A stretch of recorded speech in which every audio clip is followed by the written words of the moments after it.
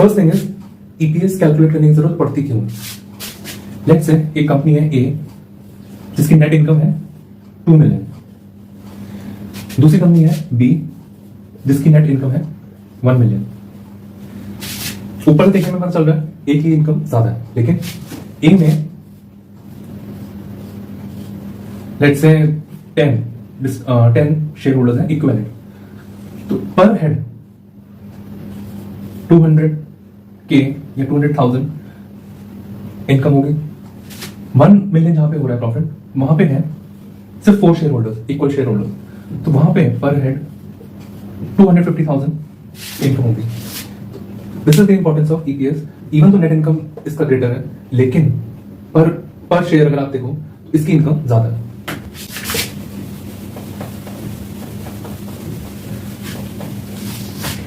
Share holder basic EPS calculate करने के हमारे पास होता है net income minus preferred dividend upon wetted average number of shares.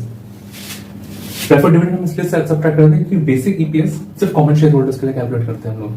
तो प्रेफर्ड स्टॉक का जो राइट होता है वो पहले होता है, प्रेफर्ड डिविडेंड पहले निकाल देंगे, तो बाकी जो हमारे पास इनकम बची that is net income minus preferred dividend.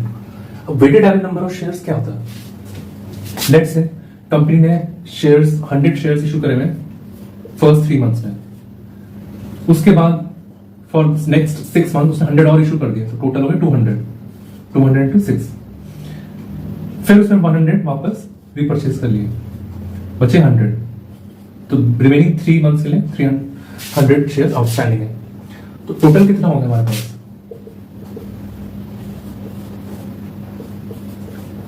into 3 300, total 1800 divided by इसका sum which is 12। On an average हमारे पास 150 शेयर्स आउटस्टैंडिंग रहेंगे throughout the year. This is called weighted average, कि हम टाइम के ड्यूरेशन के proportion में shares निकालते हैं आउटस्टैंडिंग।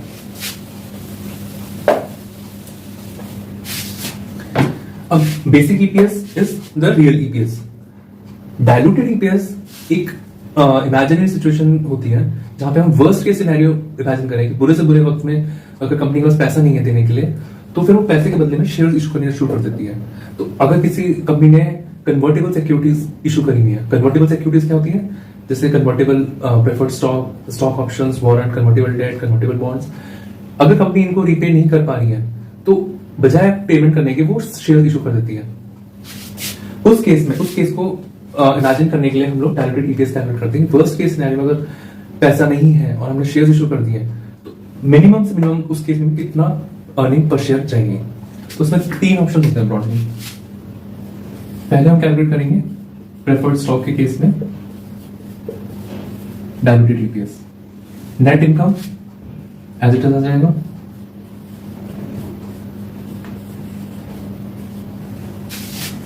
प्रेफर्ड डिविडेंड नहीं आएगा, प्रेफर्ड स्टॉक हमने कन्वर्ट कर दिया कॉमन शेयर के फॉर्म में।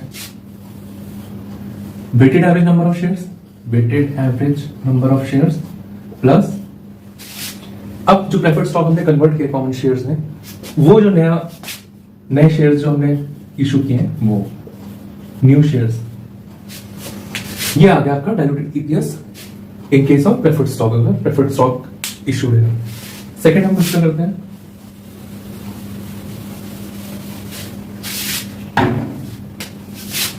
कन्वर्टेबल डेट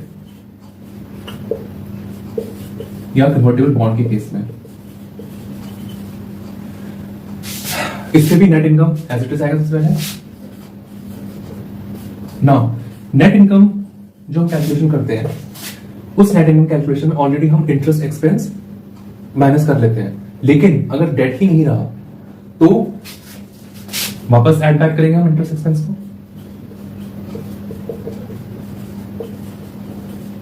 ठीक है, अगर प्रेफर्ड स्टॉक है तो प्रेफर्ड डिविडेंड,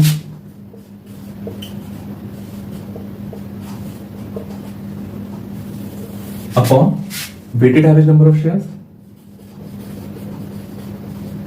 प्लस जो न्यू शेयर्स हमने कन्वर्टेबल डेट के बदले में इशू करे वो न्यू शेयर्स। तीसरा केस है स्टॉक ऑप्शंस या वारंट्स केस में।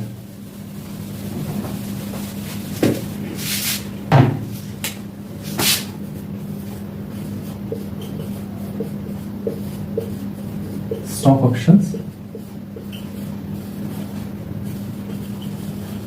वारंट्स। अब इस केस में डायल्यूटेड ईपीएस में सबसे पहले वही नेट इनकम आएगा,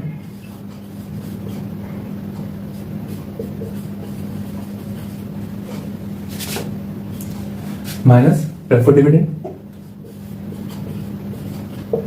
न्यूमरेटर हमारा सेम हो गया जैसे बेसिक ईपीएस में। अब आते हैं डिनोमिनेटर। सबसे पहले weighted average number of shares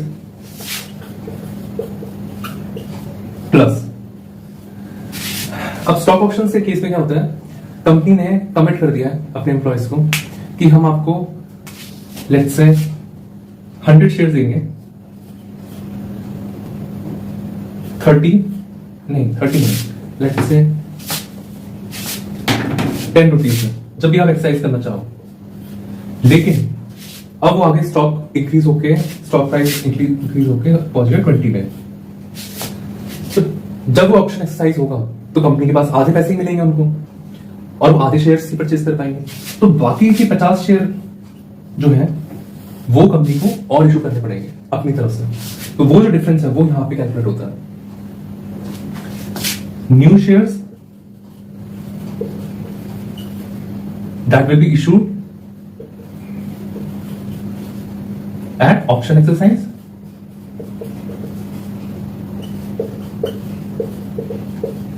minus जो आपको कैश रिसीव हुआ है उससे आपने कितने शेयर्स ऑलरेडी परचेज कर सकते थे आप। Shares that can be purchased from the cash received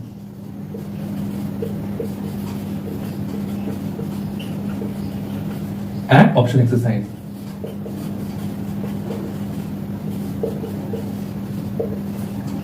अब ये सारे शेयर कितने टाइम के लिए आउटस्टैंडिंग है उतनी ड्यूरेशन से आप इसको मल्टीप्लाई कर दोगे, ड्यूरेशन ऑफ आउटस्टैंडिंग शेयर्स।